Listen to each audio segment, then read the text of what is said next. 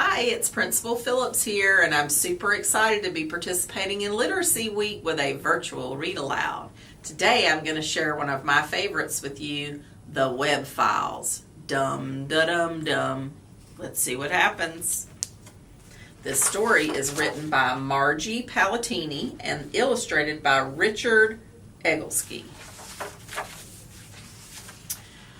6:32 a.m. This is the farm.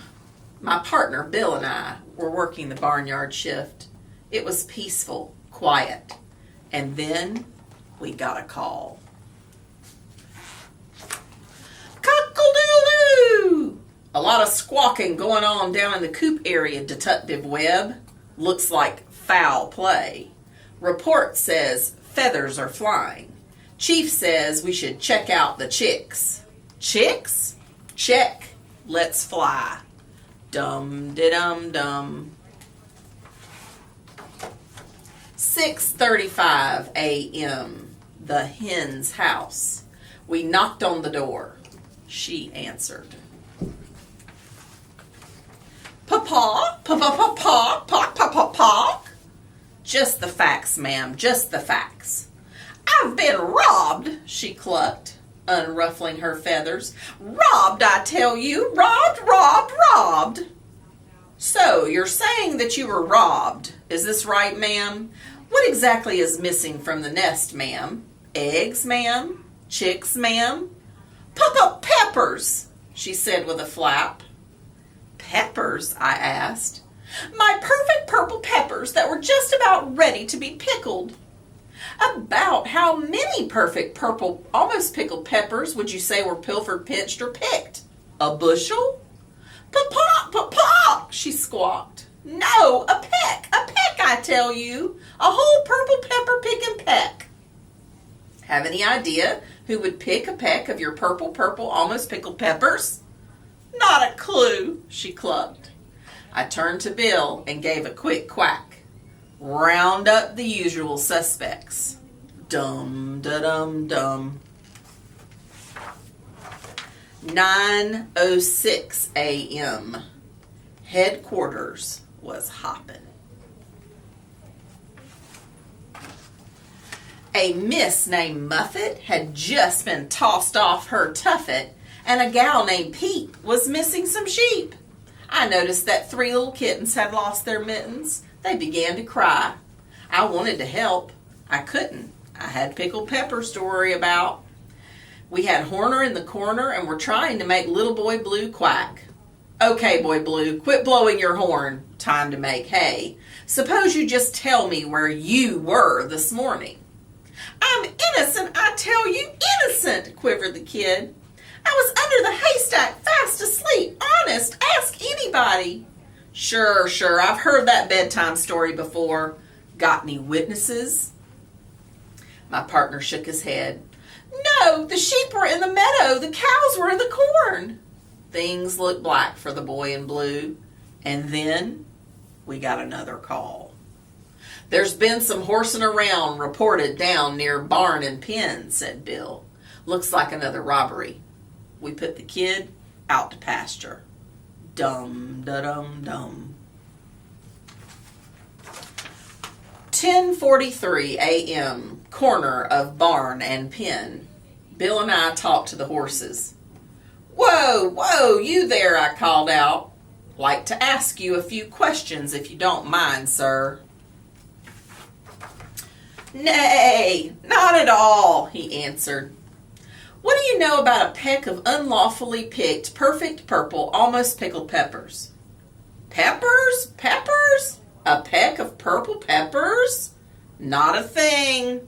But somebody just hightailed it out of here with a tub of my tartest, tasty tomatoes. Tomatoes? You say tomatoes, I say tomatoes. Somebody just hauled the whole thing off. And find my lettuce while you're at it too, sighed a sheep. Somebody just lifted a load of my luscious leafy lettuce not 10 minutes ago. This is bad, really bad.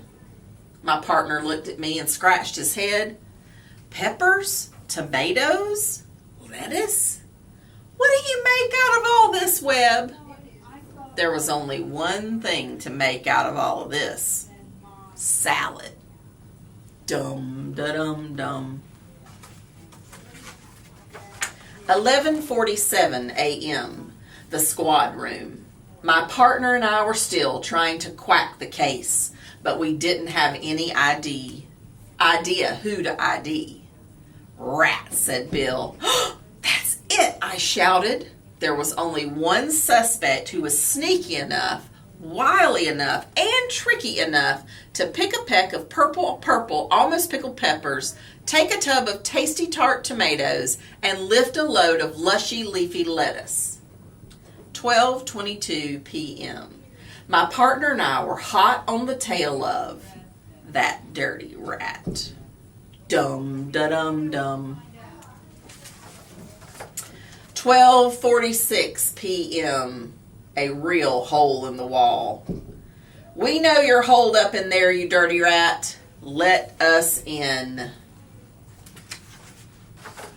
He did. What's up, Duck? There's been some terrible trouble down on the farm, I said. What do you know about a rash of recent robberies? Robberies? Robberies? Said the rat rather innocently. What makes you think I know anything about a robbery? I'm no cheesy snitch. Can it, Ratso, I said. You've been in nothing but garbage for years. The rat grinned. Okay, sure, go ahead, Flatfoot. Look anywhere you want, he said with a smirking smile. But make it quick, Quacker. You're interrupting my lunch. Lunch?